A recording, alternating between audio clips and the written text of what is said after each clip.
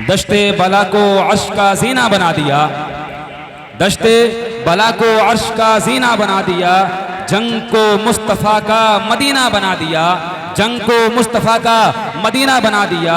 और फरमाते हैं कि हर जर्रे को नजफ का नगीना बना दिया, हर जर्रे को नजफ का नगीना बना दिया। तूने तो हुसैन मरने को जीना बना दिया, तूने तो हुसैन मरने को जीना बना दिया। और किसी आशिक ने क्या खूब फरमाया है, जो दहकती आग के बिस्तर पे सोया वो हुसैन, जो दहकती आग के बिस्तर पे सोया वो हुसैन, जिसने अपने खून से धोया वो हुसैन, जिसने अपने खून से दुनिया को धोया वो हुसैन।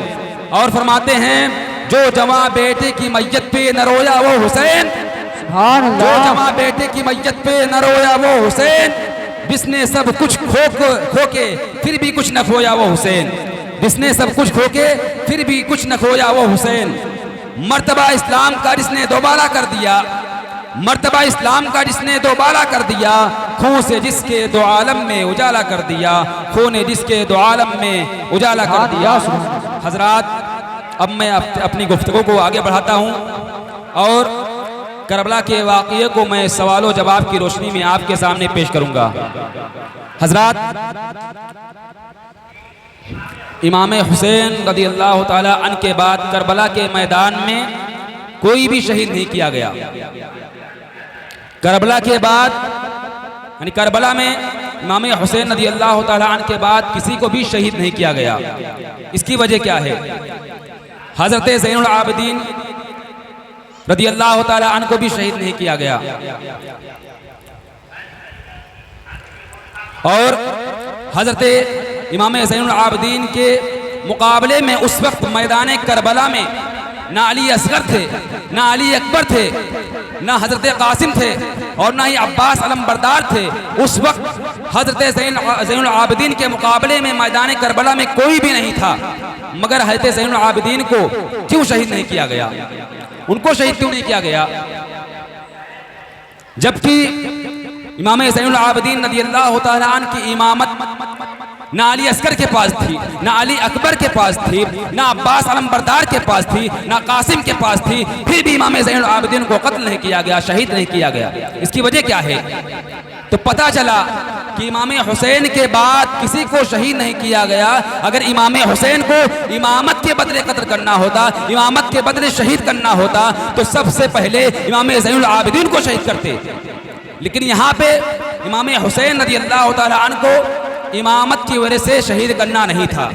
इसकी दूसरी वजह थी,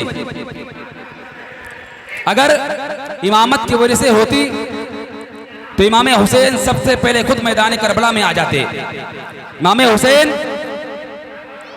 शहीद हो जाते और बाकी सारे लोग, उनकी आलो औलाद सब बच जाती। मगर इमाम हुसैन ने अपनी गर्दन देने में ताखीर क्यों की? अपने शहीद होने में ताखीर क्यों की? इसकी वजह क्या है? कुफारे मक्का हुजूर अलैहिस्सलाम पर बड़ा जुल्म ढाते थे, उन्हें बहुत परेशान करते थे।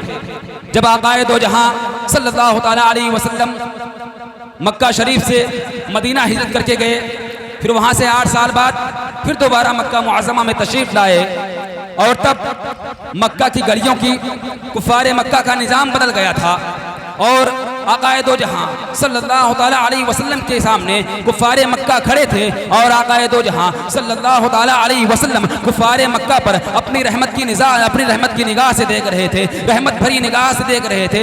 और फरमाया कि ऐ कुफारे मक्का, जाओ, मैंने तुम्हें माफ़ कर दिया है, मैं तुम्हें माफ़ करता हूँ, इसलिए कि मैं नहीं चाहता कि कोई बंदा, मेरा कोई गुलाम या अल्लाह का कोई बंदा जहन्नम में जाए, बल्कि मैं चाहता हूँ कि सारे बंदे जन्नत में जाएं।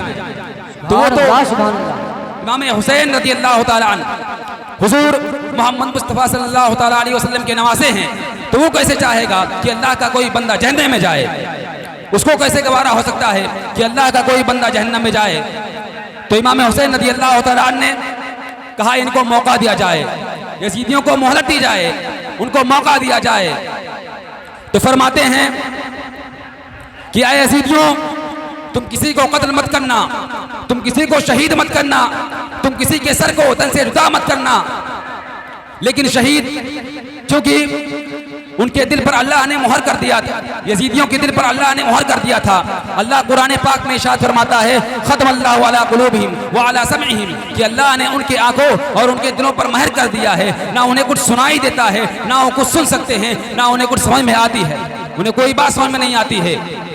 और इमाम हुसैन खुतबा दे रहे हैं, खुतबा देते चले जा रहे हैं, मगर यजीदियों को कुछ सूझ नहीं रहा है, यजीद रुक नहीं रहे हैं। बल्कि इमाम हुसैन रज़ी अल्लाह तआला अन्हु फरमाते हैं कि अगर तुम अपनी प्यास बुझाना चाहते हो, अगर तुम अपनी प्यास को बुझाना चाहते हो तो लो मैं हुर को देता हूँ, लो मैं कासिम को देता हूँ, लो मैं अली अकबर की जवानी को देता हूँ, लो मैं अली असगर के खून को देता हूँ। तुम सबों को शहीद करके अपनी प्यास बुझा लो, मगर मुझ तक मत पहुँचना। अगर मुझ तक पहुँच गए तो तुम्हारी बख्शिश नहीं हो सकती है, इसलिए कि कासिम का कातिल मोमिन है, अली असगर का कत्ल कातिल मोमिन है, अली अकबर का कत्ल कातिल मोमिन है, अब्बास अलमबरदार का कत्ल कातिल मोमिन है, मगर मेरा कत्ल कत्ल मोमिन नहीं है। क्योंकि अगर मेरा कत्ल जो है ये कत्ल दीन बन जाएगा, और कत्ल दीन की मग़फ़िरत नहीं होती है। बेशक सुभान अल्लाह, सुभान अल्लाह। कत्ल दीन की मग़फ़िरत नहीं होती है, तो मुझ तक मत पहुँचना। अगर मुझ तक पहुँच गए, अगर मुझे शहीद कर दिया तो क़यामत के दिन तुम्हारी बख्शिश नहीं होगी। यही वजह थे कि इमाम हुसैन ने अपनी गर्दन देने में ताख़ीर की, उनको मोहलत दी, मगर उनके दिल पर अल्लाह ने मोहर कर दिया। खत्म अल्लाहु अला कुलूबिहिम व अला समइहिम व अला अबसारिहिम गिशावा। तो अब हुज्जत तमाम हुई, जितनी मोहलत देनी थी दी जा चुकी, जितना मौका देना था दिया जा चुका है, अब मोहलत नहीं दी जाएगी। अब इमाम हुसैन रज़ी अल्लाह तआला अन्हु खुद मैदान कारजार में उतरते हैं और अपने खैमे में तशरीफ़ ले गए और अपने नाना जान मोहम्मद मुस्तफ़ा सल्लल्लाहु तआला अलैहि वसल्लम का अमामा शरीफ सर पे बांधा और अपनी माँ का जो नारे रिसालत मसलके आला हज़रत जश्न शोहदाए करबला अल्लामा मौलाना इखलाक साहब क़िबला, नारे तकबीर, नारे रिसालत।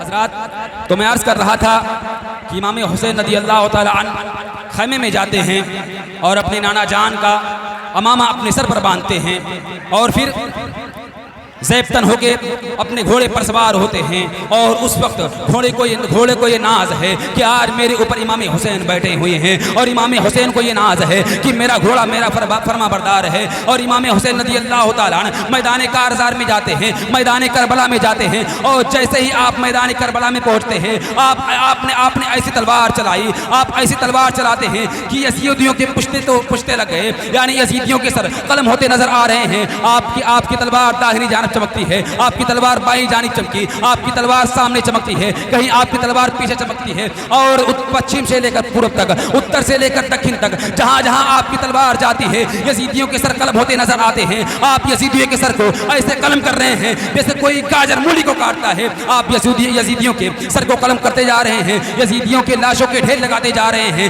अब यजीद हैरान और परेशान है कि इनकी तलवार को आखिर रोका कैसे जाए, इनकी तलवार को रोका कैसे जाए। और इमाम हुसैन की तलवार चलती जा रही है। ऐसा लगता था कि सितारे अपनी जगह छोड़कर तलवार में समा गए हों, ऐसा लगता था कि जैसे कि आसमान की सारी बिजलियां इस तलवार में समा गई हों, ऐसा लगता था कि एक फर्द वाहिद में इस्तकामत इब्राहिम भी हो, इरादे इस्माइल भी हो, और जुराते मूसा भी हो। ऐसा लगता था कि एक तन्हा हुसैन में दुनिया की सारी ताकतें समा गई हो।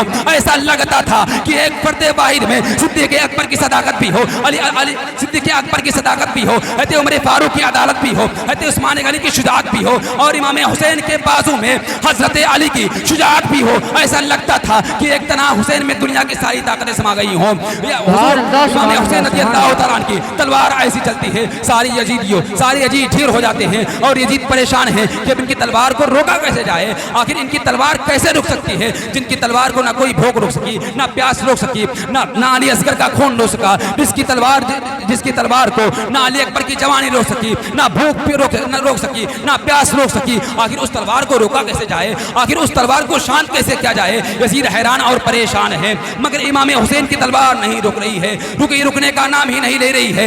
मगर आखिरकार इमाम हुसैन की तलवार रुक जाती है। हजरत, आखिरकार इमाम हुसैन की तलवार रुक जाती है।